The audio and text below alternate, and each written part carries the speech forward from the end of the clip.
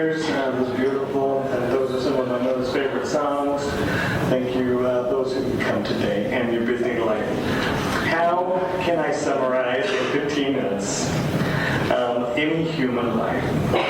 It's a difficult task. But one thing beautiful about Mother is you can talk about fun things too, and you can talk about righteous gospel principles, and you knew that she was following them all. I did read, though, over the weekend, a news article that said the two biggest fears humans have. Number one, fear of death. Number two, fear of public speaking. It's kind of hard to combine the one and the number two fears together in one event. But welcome to my talk at my mother's funeral. One thing wonderful about it, well, please say a prayer for me in my talk that I can enjoy it. We can give me some latitude if you don't mind. That my talk will go well and you can understand more than you did what a beautiful woman she was and how grateful I am to have her as my mother. I am the youngest son of the youngest daughter. And so when she wrote her book, which I will talk later, Family Love, it was mainly about Samuel Love, and I am the youngest, I think, of his descendants. And my mother, though, filled me with love for every relative. I will tell you this, she never said a negative thing about anybody that I ever heard.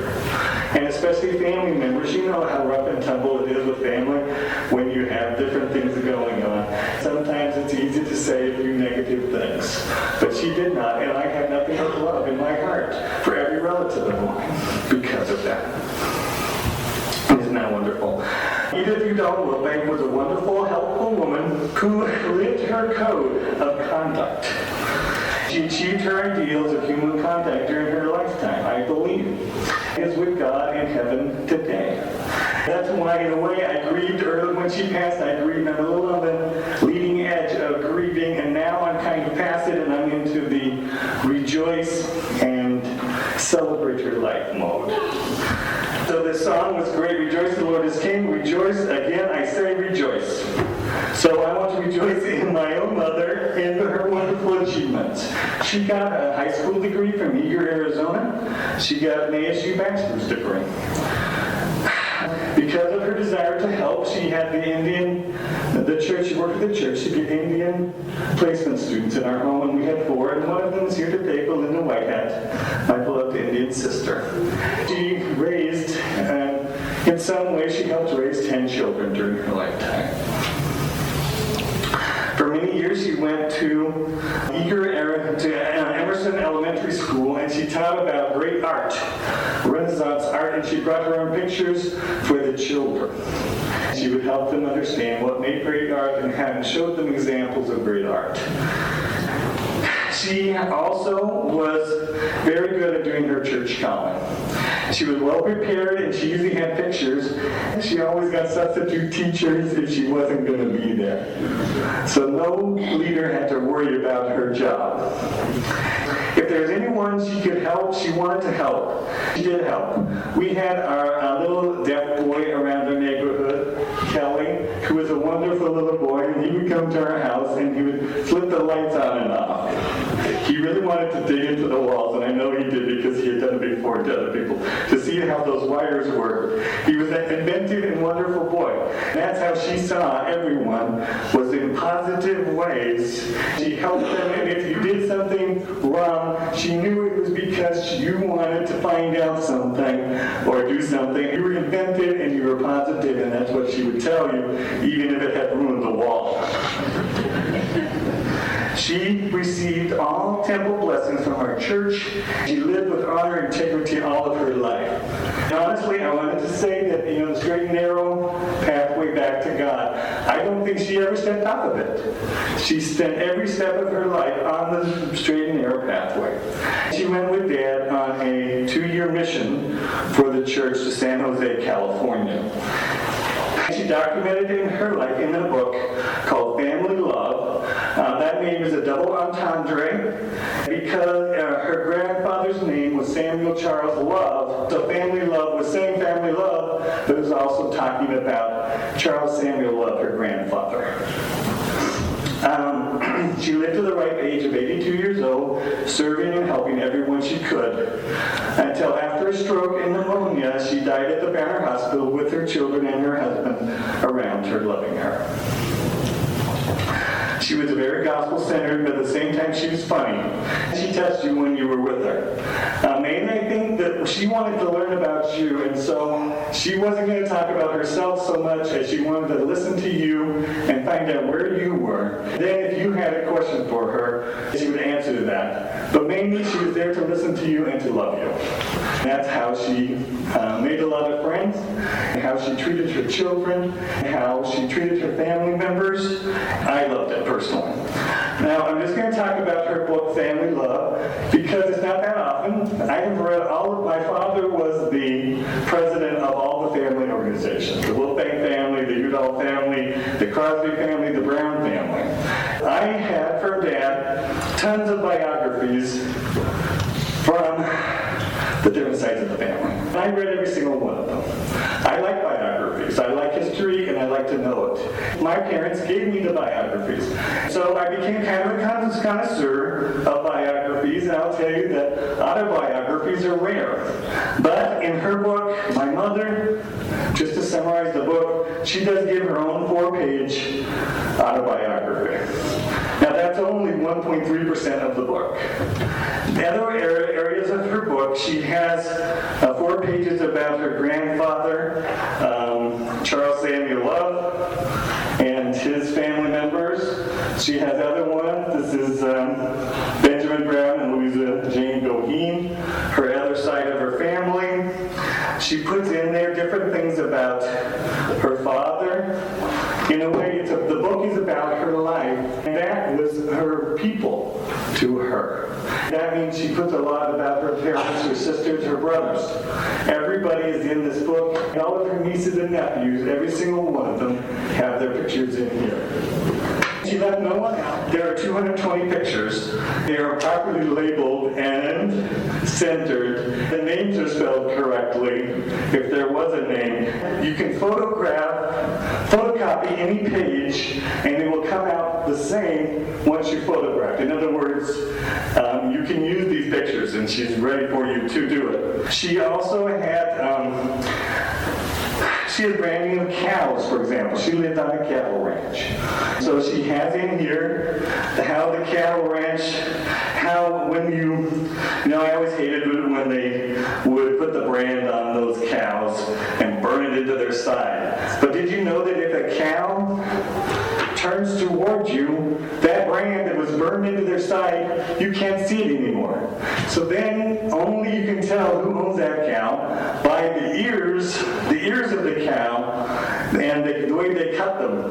This is some of the stuff that she puts in there about her life. She explains it, and she talks about her childhood games that she played. She tells you the rules so you can replay the game if you want to today. So that means jumping rope, marbles, kite flying, all those type of games have pictures and descriptions and rules.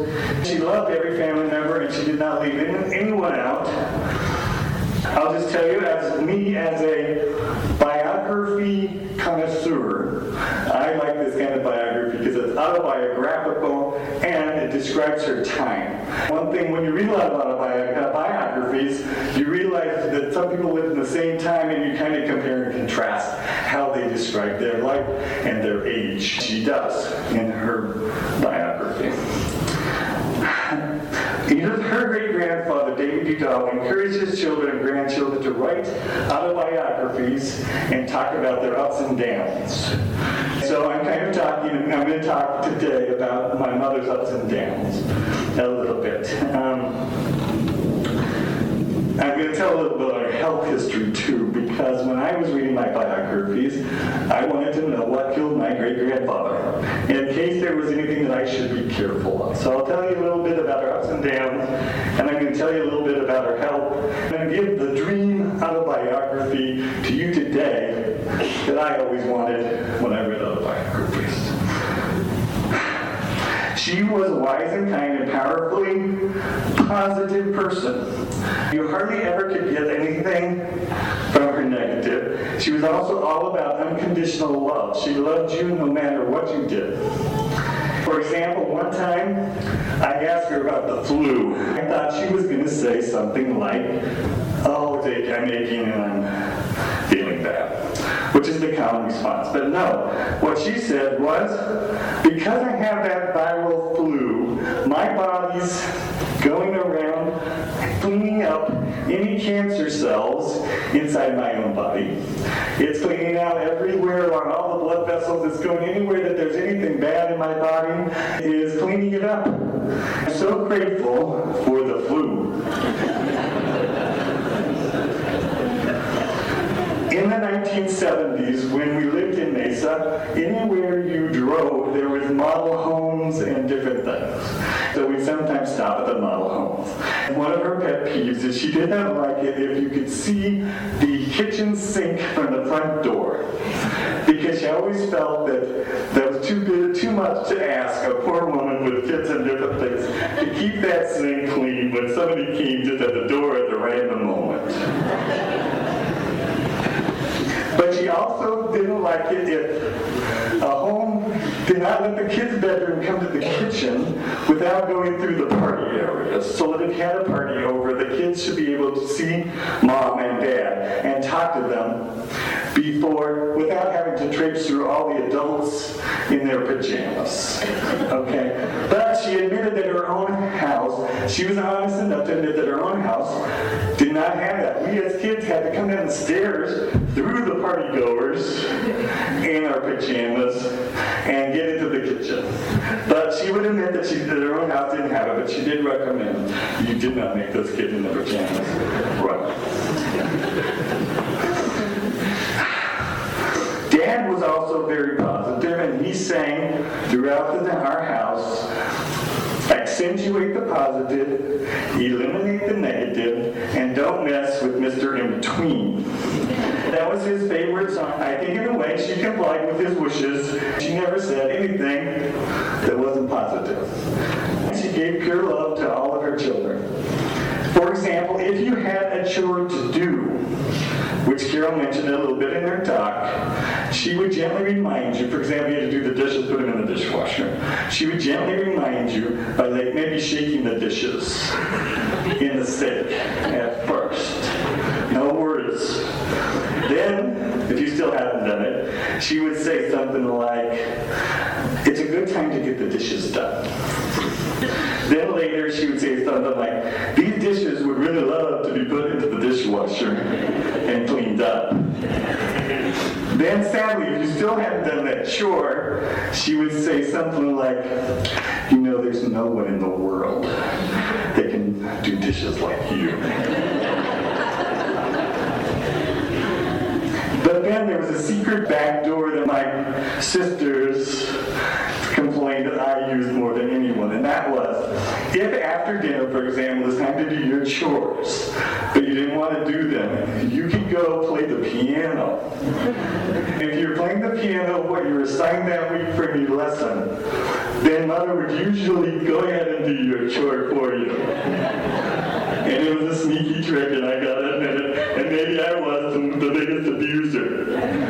But she would usually, all of the kids played the pianos. She wanted you to play the piano. It was a secret back door. She always wanted to give you a positive view of yourself. She also projected a positive future on you. She never said a negative thing about your future because she wanted you to live up to that future positive way. So I had a paper route when I was a kid from the time I was 8 until I was about 16 or 17. At first it was weekly routes, then it was daily routes. My mom would always wake me up. She never said a harsh thing. And she always had breakfast ready when I came back from riding my bikes and taking the newspapers. So she taught me how to work, and I appreciated that.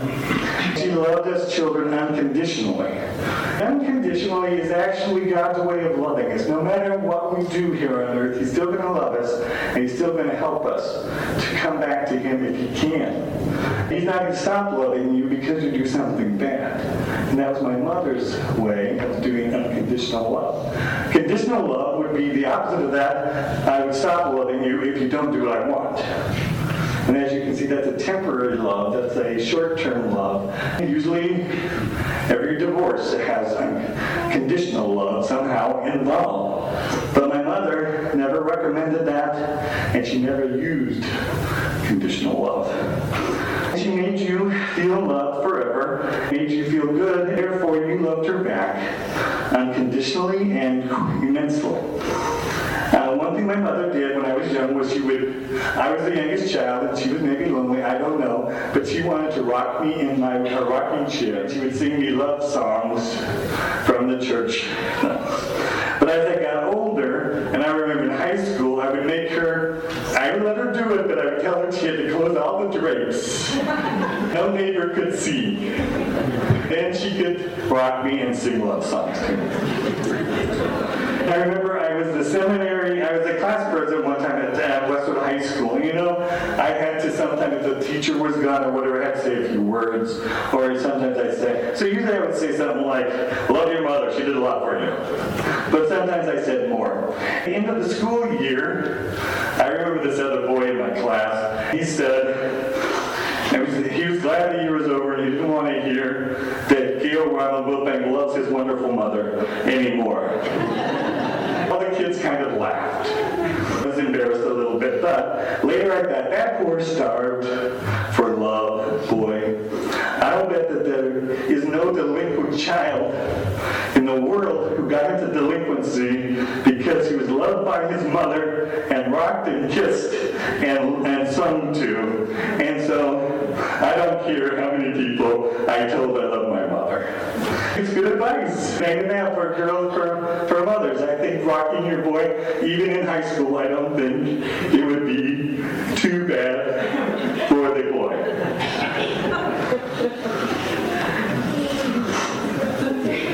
When I was a senior in high school, I had a pretty fun year. I was in honor choir with some of the people in here today. Thank you for coming. And we had a fun time. We went to Hawaii for a week. I got the top 1% on the ACT and SAT college entrance exams. I won the high school speech and debate champion. I went to Washington, D.C. with the presidential classroom for young Americans for a week, and I met all of my congressmen. I got a picture of them all there. I had a great time, but my belief was that high school kids really don't achieve anything, and all achievements are from your parents. So I told that to my mom, and I wanted to thank her. She would take no credit. She would only say that I had been blessed by God. My mother got answers to prayers. An example recently, in the presidential election, she had a dream that one night two men came to her room and told her Barack Obama had won. That was before the election. So she prayed to God about it. She got a confirmation. And so in October of this last year, I knew that Barack Obama was going to win. But I didn't want to quite believe it because Mitt Romney was our compatriot. But election day came and Mother was right. So just another confirmation of her own abilities. I remember one time when her granddaughter had an exam. She was worried about it. Mother prayed about it and told her granddaughter, don't worry about that exam, you're going to pass. She did. So that was how it was, and Mother taught us how to pray. You have to get an answer to your prayer. First, you have to decide what you want to do. And that's honestly a very hard thing. Because you can't just go to God with saying, can I do this or this? You needed to make a decision yourself of what you wanted to do. Then you would pray to God. And if it was right, He would give you a confirming feeling of warmth in your chest if it was right. Now, those are faster. But when it was no, those are harder answers. Then you had to go back and forth. You would go back to that stupor of thought. Your mind would say yes, and it would go highs, and it would go lows. So no's were harder, but then you had to change. If it was a no and you had the highs and lows, you had to change your idea of what you wanted to do next. Then you could pray about that. A lot of people didn't want to change what they wanted to do, and it was hard. But she knew how to do it, and she would work you through it. It was a beautiful thing. Even to the end of our lives, I was praying with my mother. We would pray about whatever we needed to do. Kids remind me that she would, all the stories that Carol told of her helping her grandchildren, and she would love to have them over to her home. And they would do gingerbread houses or other things like piñatas, and she would give them ice cream or whatever they liked towards the end. She gave up on the nutritious food. It was sad. She and Dad were married for a little over 60 years. During those 60 years, she always tried to be positive and build people up. She loved good music, good pictures, good church work, and good talks. Doing church work was very important to her. It was near the top of her list of good things to do. Generally, church work and duties came right after family chores, before schoolwork and homework. In fact, that's why I say she had high ideals, but she lived up to them. But she believed kind of that you shouldn't do your homework on Sunday, and I never did my homework on Sunday all through college. Not necessarily because I think it's a church standard, but it's only my mother's standard. My mother played the piano for Relief Society, and she also wrote preludes where she would combine secular and church together into beautiful, beautiful things that I played subsequently at baptisms of various things. Quite often, if she was the pianist or the organist, she would also be the instructor and taught the spiritual living class for the women in our church for 20 years. She always told me that being the teacher, you learned more than the students because you had to do all the preparation work and you had to learn all the stuff, and then you would teach, the small portion of time that you had, and you would respond to the audience, but generally you learned more. I think it's true. She was a spiritual woman. She learned a lot from those lessons. She also wanted us to memorize our talks whenever we gave talks. And I got to admit that I'm not memorizing my talk today. So in a way, I'm not living up to her ideals. But she liked to have them memorized, and she liked you to talk to the audience and look them in the eye if you could. She loved music. She loved good music. She taught every child of hers to play the piano that's here today. We fell in love with music. It was good. I'll tell you, though, in the 50s, one time she told me she was on the radio and she heard Elvis sing.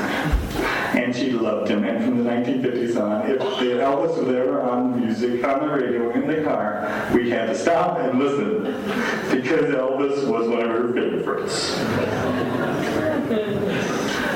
She was a young women's leader. She was my den mother for my scouts. I'll tell you, she knew what those boys liked. And for example, we did things like black lights skits where we were pirates with gold coins and swords that were illuminated by the black lights.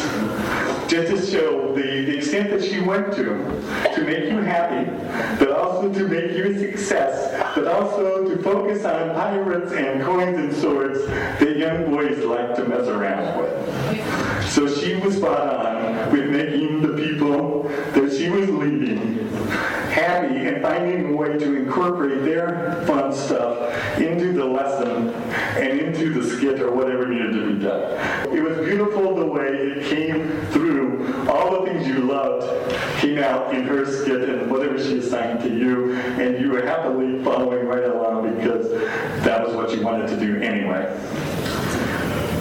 She never said, neither my father ever said a bad thing about any relative. I had nothing but love in my heart for every relative. Some families, it's a big thing with their schisms of this and that. I never had that. I never felt that. As far as I can say, for her, she loved the story of the 3 wagon drivers that were to be hired. And in the interviews, they asked them, how close do you get to the edge of the road or the cliff, but don't go over? And the first guy says, I get within 6 inches, and then I don't go over ever. And then the guy says, I give it him 4 inches. And I don't go over. I give it him 2 inches.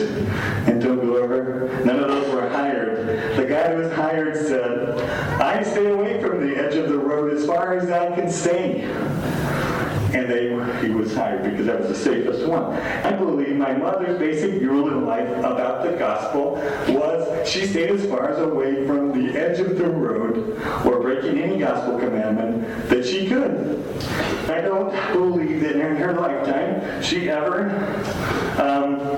went over or went too far, and she was always staying on the gospel plan and the straight and narrow path back to God. Okay, now her health. She rarely complained about her health, but she did have Tito's disease. And Tito's disease means the mother carried the babies in her arms too much, and it pulled the chest a little bit, and there's the cartilage in the chest, and so it would kind of ache. She had her 10 children, she raised them. So occasionally she would talk about Tito's disease. But later when she had heart disease, she was in the MTC. I was surprised. They took her to the doctor there. She had quadruple bypass and MTC before her mission. So then I used to tease her, well, is it because you held us kids and we tore your chest apart? Or is it undiagnosed heart disease? What was it, Mom? She had both, so it could have been both. So I don't know if she could have put pressure on the kids in a way. You guys, they created my Tito's disease. You better get your chores done. But she never said it that way. She also had breast cancer in her 50s. The Nuclear Health Organization gave her some money because she had been in New Mexico doing the open air nuclear tests during the 50s when Mom and Dad were first married. Also at that time, they found she had a tuberculosis ball in her lung. When she was younger, she must have had tuberculosis, but her body fought it off and put it into a spot in her lung that they never found until her 50s. But when they did the breast scan for her health, they found it there and they investigated it. I never knew of anybody that fought off tuberculosis into their lungs, but she had done it. She had her mind with her all the way until she passed, and that is a beautiful thing. She had her memories, she had her mind, and she was able to talk to you and communicate with you and get in your world all the way to the end. She did have high blood pressure, and she did die of a stroke, several in the hospital, and pneumonia at the same time that she passed away with those two illnesses, just to let you know, in my dream biography of her. Okay, this is my ending. Based on my mother's life, here's what I have for the mortuary people right here that are driving my mother's body to the funeral graveyard to dedicate it tomorrow. I would say before you start, set your goals that you're going to follow all the rules of the road and get there, because my mother followed all the gospel rules, all the church rules. That'll help you to get there properly. Along the journey, I think you should have Elvis Presley playing on the radio. Make sure you don't stay in any house where the kitchen sink is visible from the front door. She would not approve. Only say pleasant, positive things about the people driving, anybody else in the car, and their future, and maybe sing, accentuate the positive, eliminate the negative, and don't miss with Mr. In Between every few hours as you drive.